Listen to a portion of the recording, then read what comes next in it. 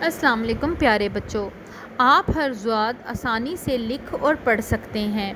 آپ کو پتہ ہے ضاد ایک اصلی حرف ہے اور صاد اور ضاد یہ دونوں حروف تہجی کے جوڑوں کے ارکان ہیں، جس میں سے دوسرے جوڑے کا دوسرا رکن حرف ضاد ہے۔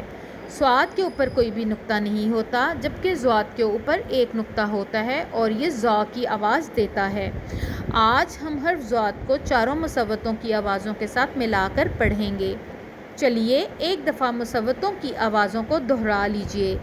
الف کی آواز آ، واؤ کی او، چھوٹیے کی ای اور بڑیے کی اے ہے۔ چلیے پڑھیے۔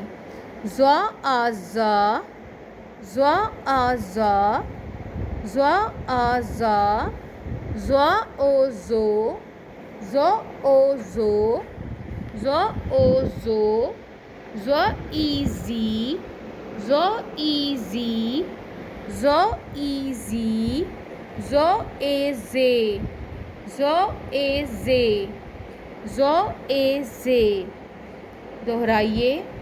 ضا آ زا، ضا او زو، ضا ای زی، ضا اے زے۔ شاباش پیارے بچوں، آپ بآسانی دو حرفی الفاظ پڑھنے کے قابل ہیں۔ آپ نے حرف بے سے لے کر ضاد تک کے دو حرفی الفاظ بنانے، لکھنے اور پڑھنے سیکھ لیے ہیں۔ آپ ان کی مشق کرتے رہیں۔ اگلے سبق میں ملاقات ہوگی۔ اللہ حافظ۔